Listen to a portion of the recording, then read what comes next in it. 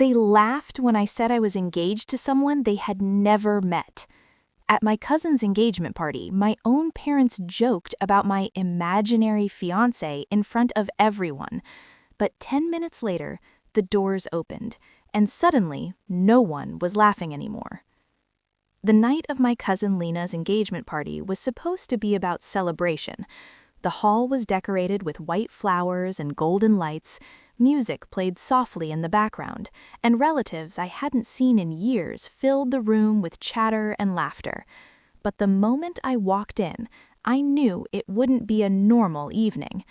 My mother spotted me first. "There she is," she announced loudly, drawing attention from several nearby relatives. "Our daughter who claims she's engaged." A few people chuckled. I forced a small smile. I had expected this. For months, my family had been making fun of the fact that they had never met my fiancé. "Where is he tonight?" my father asked with a teasing grin. "Or is he still imaginary?" More laughter erupted around the table. I felt my cheeks burn, but I stayed calm. "He's real," I said quietly. "He just hasn't arrived yet." My aunt leaned closer, clearly entertained. "Sweetheart, you've been saying that for 6 months." "Maybe he's from another planet," my cousin joked. The table burst into laughter again. I looked down at my drink and took a slow breath. I had spent years trying to prove myself to these people, years of being the quiet one, the one they underestimated. But tonight was different. Tonight, I knew something they didn't. 6 months earlier, my life looked very different. I had just started a new job in another city. I barely knew anyone there, and most evenings I spent alone in my small apartment, scrolling through my phone or watching movies. Then, one afternoon, everything changed. I was leaving a coffee shop when I accidentally bumped into someone on the sidewalk. My coffee spilled everywhere, and I immediately started apologizing. "I'm so sorry," I said, grabbing napkins. The man laughed softly. "It's okay. I think the coffee is more shocked than I am." I looked up and noticed his warm smile. His name was Daniel. We ended up sitting down together for another coffee, mostly because I insisted on replacing the one I had spilled. What was supposed to be a 5-minute conversation turned into 2 hours. Daniel was easy to talk to.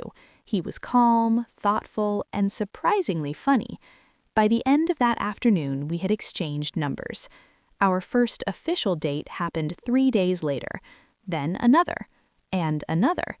Within months, Daniel had become the most important person in my life. He listened when I talked about my struggles with my family, how they constantly compared me to my more successful cousins. He never judged. Instead, he encouraged me. "You don't have to prove anything to them," he told me once while we were walking through a park. "The right people will see your worth." I didn't realize it at the time, but that sentence would stay with me forever. 3 months later, Daniel proposed. It was simple, just the two of us, sitting on a quiet beach at sunset. He looked at me and said, "I don't want to imagine a future without you in it." And just like that, my life changed. Of course, when I told my family, they didn't believe me. "Engaged?" my mother said skeptically on the phone. "To someone we've never even met?" "He lives in another city," I explained. My father laughed. "Sounds convenient." At first, I tried to convince them. I sent pictures. I told them about Daniel's job, his family, our plans. But the more I tried to explain, the more they joked about it. Eventually, I stopped defending myself. I knew one day they would see the truth. Back at the engagement party, the teasing hadn't stopped. My parents were still making jokes to relatives nearby. "Maybe he's invisible," my uncle said. Or maybe she invented him so we would stop asking when she'll settle down, my mother added. I stared across the room at Lena and her fiancé as they greeted guests. Everyone looked happy, dressed in elegant clothes, celebrating love. But for me, the night felt like a test. I checked the time on my phone. 7:59 p.m. Daniel had said he would arrive around 8. I hoped he wasn't stuck in traffic, because right now the jokes were getting worse. My cousin leaned toward me with a smirk. So, tell us, what's his name again? Daniel. And where is this mysterious Daniel? Before I could answer, my father spoke again. Probably stuck in her imagination. The table erupted in laughter. But then something happened. The music suddenly softened as the entrance doors opened.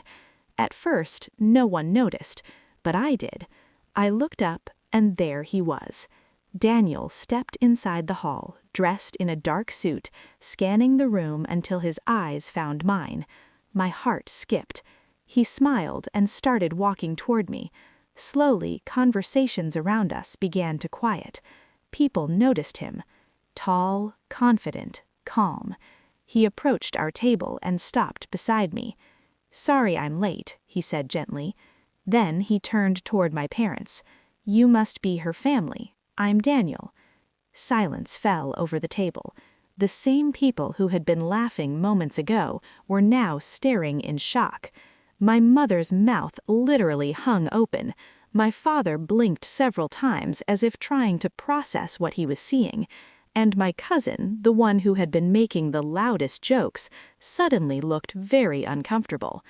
Daniel calmly extended his hand. "It's nice to finally meet you." No one laughed this time, because the imaginary fiancé they had mocked all night was standing right in front of them, real, confident, and smiling. I looked around the table at the stunned faces and felt something I hadn't felt in years. Not anger, not revenge, just quiet satisfaction.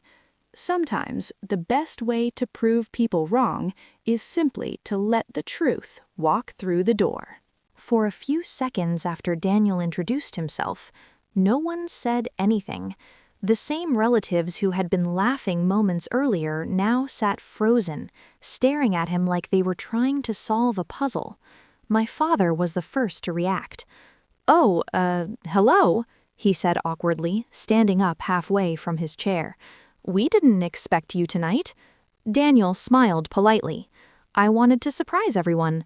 My mother quickly forced a smile, but I could see the embarrassment on her face. "Well," she said, clearing her throat, "we were just joking earlier." Of course you were, I thought. Daniel pulled a chair beside me and sat down calmly as if nothing strange had happened, but the energy at the table had completely changed. No one was laughing anymore. My cousin Lena, whose engagement party it was, soon walked over with her fiancé. She had clearly noticed the sudden silence at our table. "What's going on here?" she asked with curiosity. I looked at her and smiled. "Lena, this is Daniel, my fiancé." Her eyebrows lifted in surprise. "Oh!" For a moment she looked back and forth between us, then extended her hand. "Well, welcome to the party." Daniel shook her hand warmly. "Congratulations on your engagement." Lena nodded slowly, still processing everything. Across the table, my aunt leaned toward my mother and whispered something I couldn't hear. My mother avoided my eyes. For months, she had told everyone I was probably lying about my engagement, and now the man they had been joking about was sitting right there. The rest of the dinner continued, but the mood was very different. Daniel spoke calmly with my relatives, answering their questions politely. "What do you do for work?" my uncle asked. "I manage a technology company," Daniel replied. A few eyebrows rose around the table. "Really?" my cousin said. Daniel nodded. "Yes, our headquarters are in Toronto." Suddenly, the same people who had been mocking me were now asking respectful questions. Where he lived, how we met, what his company did. Daniel answered everything patiently. I stayed quiet, observing the shift. It was amazing how quickly people's attitudes could change. Later that evening, the music became louder as guests moved to the dance floor. Daniel and I stepped outside onto the balcony for some fresh air. The cool night breeze felt refreshing after the tension inside. He leaned against the railing and looked at me. "Are you okay?" he asked gently. I nodded. "Yeah, I think I am." He studied my face for a moment. He heard some of the jokes when he walked in, he said softly. I sighed. They've always underestimated me. Daniel held his head. That says more about them than it does about you. His words made me smile. That was one thing I loved about him. He always knew exactly what to say. Just then, the balcony door opened behind us. My father stepped outside. He looked slightly uncomfortable. "Can we talk for a moment?" he asked. Daniel glanced at me. "I'll give you two some space," he said, before stepping back inside. Now it was just me and my father. For a few seconds, neither of us spoke. Then he sighed. "I guess we owe you an apology." I crossed my arms. "For what, exactly?" He rubbed the back of his neck. "For not believing you." I studied his face carefully. This was the first time in years I had seen him look unsure. "We thought you were exaggerating," he admitted, "or trying to make yourself look better." I nodded slowly. "I know. And we shouldn't have joked about it tonight." I looked back through the glass doors at the party inside. My relatives were laughing and dancing again, but things felt different now. "You didn't just joke," I said quietly. "You humiliated me." My father didn't argue, he simply nodded. "You're right." For a moment, the silence between us felt heavy.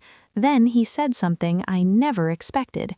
"He seems like a good man." I smiled faintly. "He is." When we returned inside, Daniel was talking with my mother. To my surprise, she was actually smiling. "So you really flew in today just for the party?" asked she. Daniel nodded. "I wanted to meet everyone properly." My mother glanced at me for a moment before looking back at him. That was very thoughtful. I nearly laughed. 2 hours ago, she had been telling everyone he didn't exist. Now she was praising him. Daniel noticed my expression and gave me a small, amused smile. He understood exactly what I was thinking. Later that evening, Lena gathered everyone for a toast. She raised her glass and spoke about love, family, and new beginnings. But then she looked directly at me. "And tonight," she added with a smile, "we also discovered that some surprises are very real."